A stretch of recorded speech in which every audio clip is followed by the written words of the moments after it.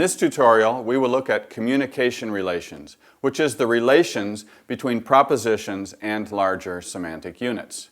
Now, we looked at the proposition and we looked at the concepts within the proposition, and we also looked at the relationships between those concepts within propositions. In event propositions, the relations between concepts is called case roles. And in state propositions, the relations between the concepts are called state relations. Now we're going to begin looking at relations between propositions, starting at the proposition level and above, relations between propositions and relations between the larger semantic units. Now, as we stated in a previous tutorial, the proposition is a key pivotal level in the semantic structural hierarchy because the proposition is the smallest unit of communication. It's not the smallest unit of meaning, but it is the smallest unit of true communication. So, relations between propositions and semantic units above the proposition level are called communication relations because the proposition is where true communication begins. Now, up to this point, as we have looked at propositions, we've viewed them outside of their context. We looked at a lot of examples that were isolated sentences with no context around them. And even in cases where we did look at some semantic propositions within a context, we did not define the relations between them. But now we're going to look at those meaningful relations. Propositions join together to form propositional clusters, which join together to form paragraphs. And there are meaningful relations between these propositions. Then there are meaningful relations between the propositional clusters that are joining to form paragraphs. And of course, in a longer body of text that has several paragraphs, there are definable relations between the paragraphs within this larger semantic unit. Those are communication relations, and this is what we're going to look at in this tutorial. So an example is with this pair of propositions. Mary swept the floor was dirty. You see, we've just listed the propositions without any defined relationship. And there is more than one possible semantic relationship between this pair of propositions. So for example, if it were a result-reason relationship, that could be stated in English as Mary swept the floor because it was dirty. We could also have what is called a concession contra expectation relationship, which simply means contrary to what we would expect. In that case, it could be stated in English, even though Mary swept the floor was dirty, or the floor was still dirty. Also, this could be a condition-consequence relationship. If the floor was dirty, Mary swept it. Now, in these cases, one of the propositions is subordinate to the other. But sometimes we have propositions where neither is actually the primary proposition. One is not subordinate to the other. In semantic structural analysis, in a result-reason relationship, as we see between these two propositions, we would mark it like this. The result is Mary swept the floor. The reason is because it was dirty. And we would put a bracket connecting these two propositions. Now, you see one of these is written in uppercase, the result, the other in lowercase. That's because the result is actually the head proposition, and the reason is what we would call the support proposition, or the subordinate proposition. In some cases, there could be a pair of propositions that are equal in prominence. We would not say that one is the head and the other is the support proposition, or the other is the subordinate one. Proposition number 1 and proposition number 2. For example, Mary does the cleaning and Jean does the cooking. These two are clearly related to one another, but one is not subordinate to the other. Now, one common kind of support-head relation in communication relations is what we call logical relations. Logical semantic relations basically communicate some kind of cause and effect relationship between the propositions. And there are many kinds of logical relations. We already mentioned the result-reason relationship. John washed the car because it was dirty. Now, in English, we can turn these propositions around and say them in the other order, and it still will be a result-reason proposition. The car was dirty, so John washed it. When we put them in a different order, we use a different connector. We use because when the result is stated first, and we use so when the reason is stated first. This is another logical relation. We call it means-result. It's slightly different. By washing the car, John got it clean. Now, this is not the same two propositions. It's not the car is dirty, but it's the same situation, a slightly different relationship between the pair of propositions. Or means-purpose. John washed the car in order to get it clean. Also, concession contra expectation. Although John washed the car, it is not clean. Grounds conclusion would be the car is clean, so John must have washed it. Or grounds exhortation.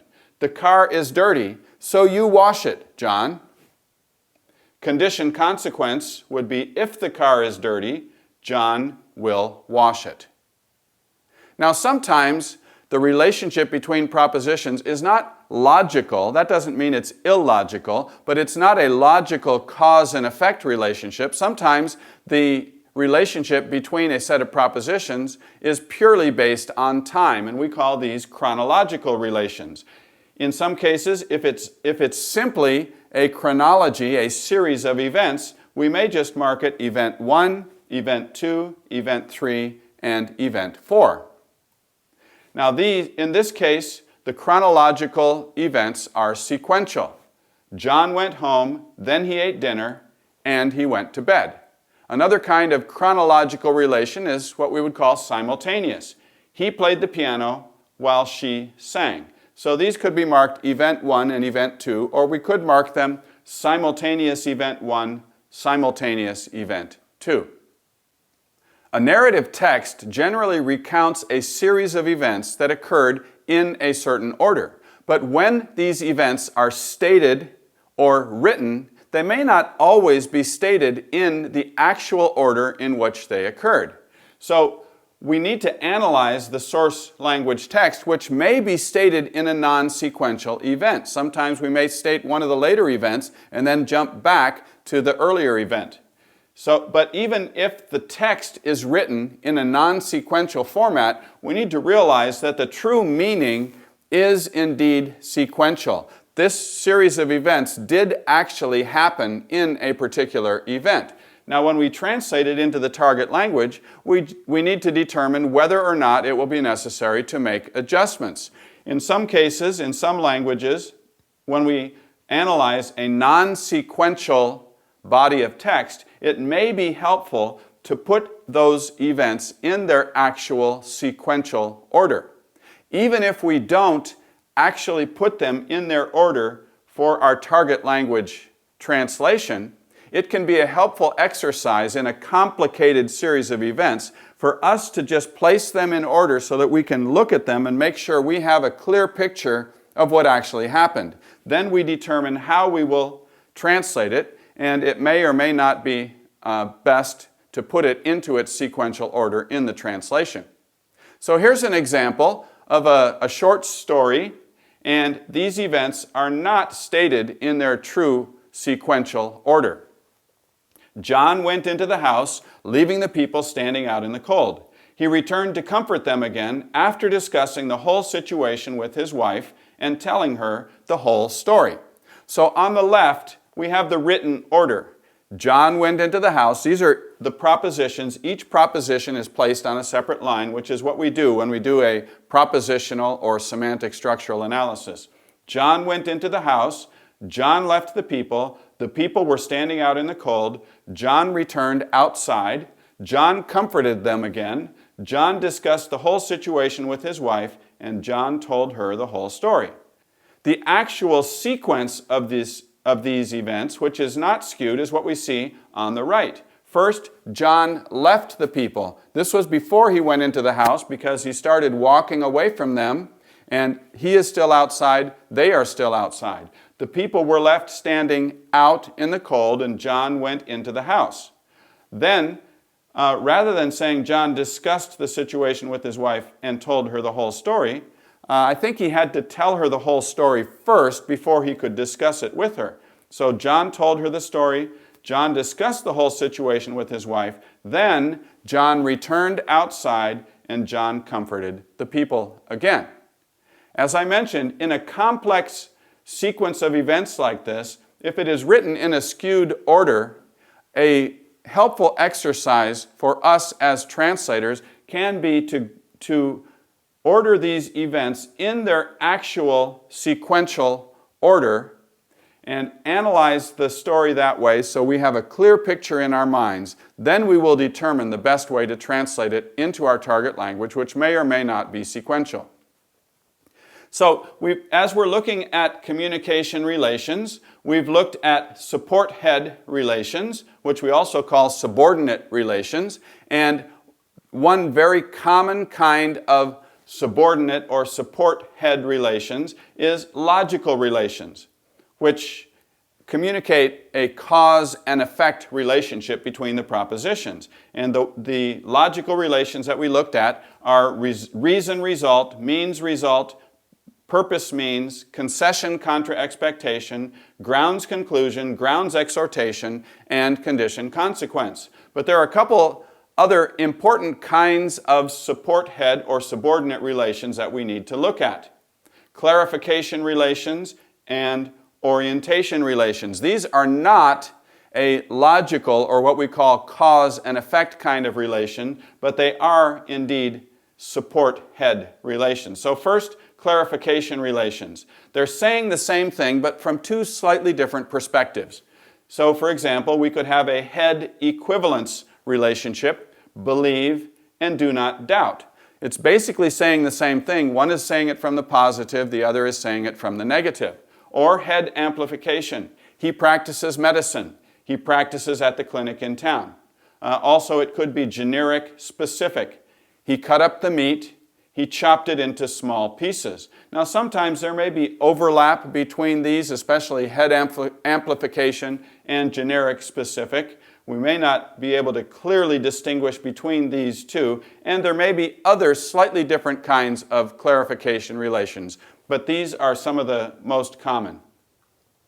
Another common kind of subordinate or support head relation is what we call orientation relations. So, for example, we could have circumstance head, which would be walking along the cliff top, she saw Bill. So the first proposition is giving us some information about the circumstance. It is basically telling us the location. So this could be called circumstance head, or it could be called location head.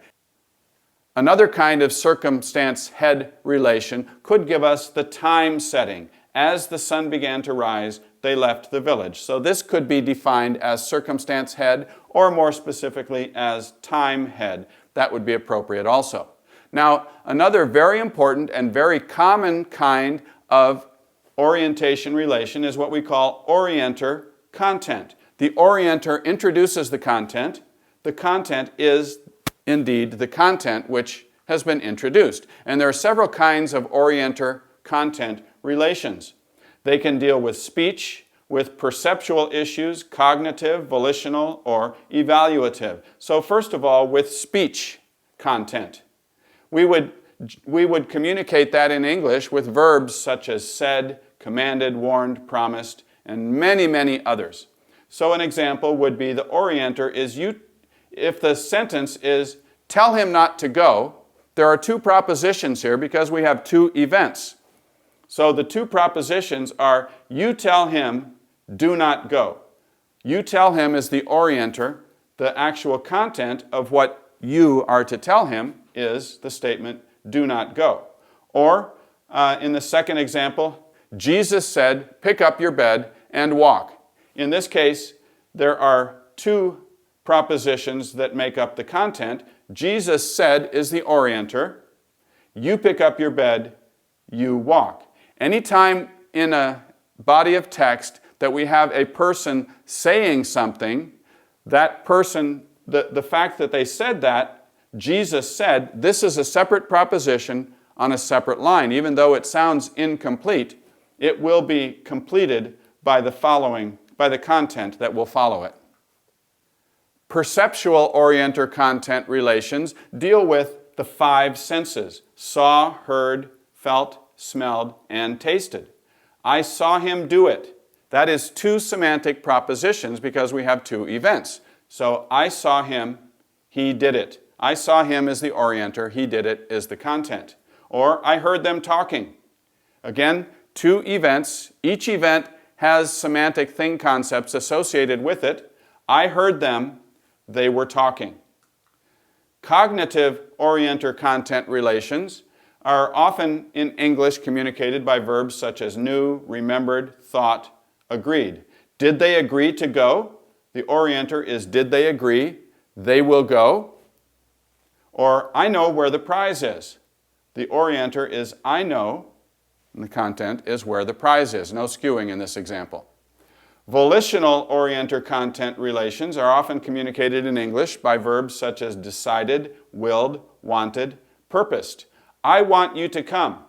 The orienter is I want, content that you come. I decided not to go. I decided I will not go. Evaluative orienter-content relations could be communicated by phrases such as is good, is true, is false. It is good that it rained today. It is good is the orienter, that it rained today is the content. Or it is wrong to lie. It is wrong that someone lies. Now, when we define orienter-content relations within a body of text, we don't necessarily have to include the terms like speech, perceptual, cognitive, volitional, evaluative. I simply provided those to fill out your understanding of what orienter-content relations include. We would generally just say orienter-content. A common mistake that translators make is focusing too much attention on the form of the grammatical marker. So when we dig beneath the surface to discover the meaningful relationship is not that grammatical marker itself. We need to realize that a single relationship marker in English or in any other language could represent various semantic relationships. And when we translate, we need to understand what the relationship is between the propositions and translate that relationship, not necessarily the specific grammatical word or relationship marker that is used in any given context.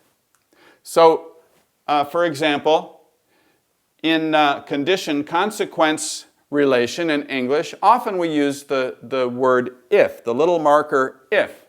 If the car is dirty, we will wash it. But it would not be appropriate to say this is an if construction, because the word if in English can represent several different semantic relationships, and in another language, there may not be a single word like if that represents all of those same semantic relationships.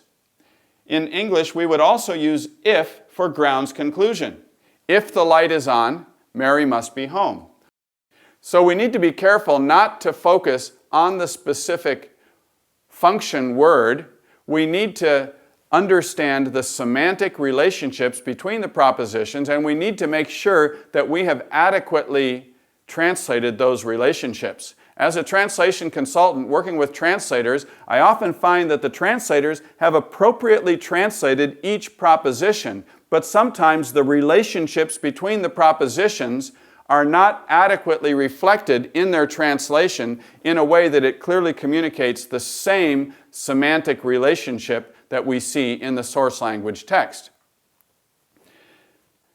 Another language could have several different kinds of what we might call if constructions. Perhaps they have one way of saying if, implying if and it is true, another one that would be if and it is not true, or if and it might be true. So we have to be very careful not to just focus on the forms of the source text and assume that there will be a form in the target language that carries all of those same meaningful relationships.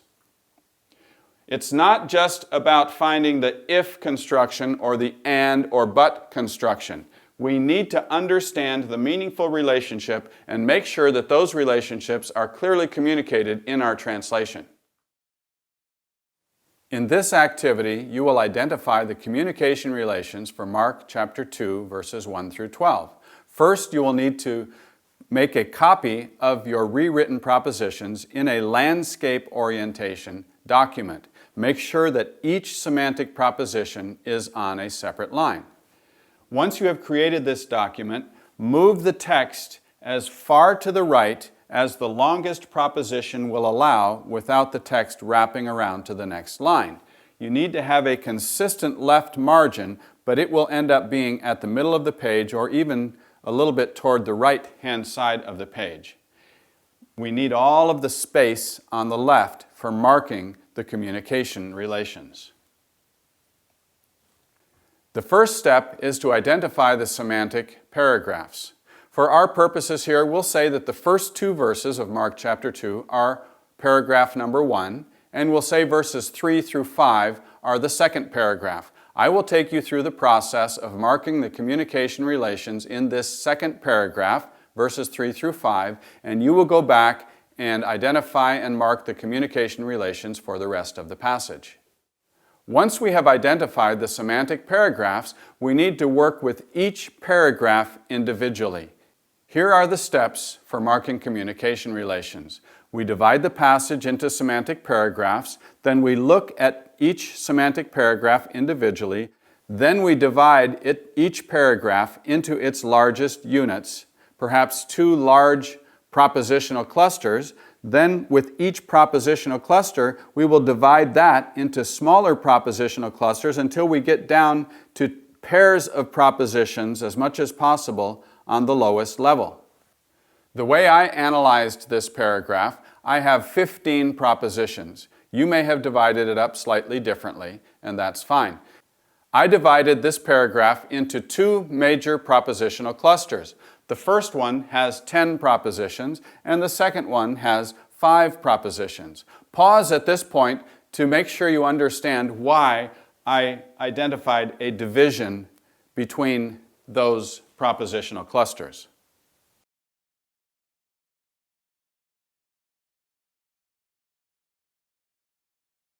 Next, we will look at each of the major propositional clusters individually. The first of these 2 major propositional clusters divides into 2 propositional clusters within that larger 10 proposition cluster. You see there are 3 propositions that go together and then 7 that seem to work together as a single semantic unit on another level. We're almost ready to start identifying the communication relations, but next we need to try to find pairs of propositions that seem to be very closely linked with one another. That is where we will begin in identifying the communication relations. You see in this first smaller propositional cluster, I identified the last 2 propositions as being linked very closely together. People brought the paralytic to Jesus. 4 men carried the paralytic as head amplification. Now, it's very important that we have identified the divisions between the propositional clusters, because otherwise we might try to link the last proposition of one propositional cluster with the first proposition of the next. For example, trying to link 4 men carried the paralytic directly with the proposition that says the crowd blocked the way. But they do not link on that level. That's why we need to divide into the largest semantic units, then the next size of semantic units, and the next size, and then eventually find pairs that link directly together. That is where we begin in identifying and defining the communication relations. So you see the last 2 of the upper propositional cluster with 3 propositions linked together as head amplification. Then I identified a result-reason connection between the first 2 propositions of the next propositional cluster. The crowd blocked the way, the men were unable to get to Jesus. And there are 2 more pairs of propositions. Again, pause at this point to make sure you understand what you see on this chart at this point. Now you will continue identifying the rest of the relations between the propositions, the propositional clusters, and between the pairs of propositions. So you see down at the bottom here, the bottom pair of propositions is circumstance head, and the pair immediately above that is means purpose, and you see that I have identified a relationship between these two pairs of propositions, again, as means purpose. In doing this, you will not necessarily start at the top of the page and work to the bottom. You start with pairs of propositions and then try to find where pairs may link with pairs, and eventually, once you have identified all the relationships within a propositional cluster, a major propositional cluster, you will go to the next propositional cluster and identify all the relations within that propositional cluster. And finally, you will identify all the relations between the major propositional clusters within each paragraph. When you've finished with that paragraph, you go on to the next paragraph, again, dividing it into its largest constituent units and dividing each of those propositional clusters into apparent units, getting down to the pairs of propositions, and then from the pairs of propositions, you identify the communication relations and build it back up, identifying the relations on all levels until you have eventually identified all the relations between the propositional clusters within paragraphs and even the relations between each of the paragraphs.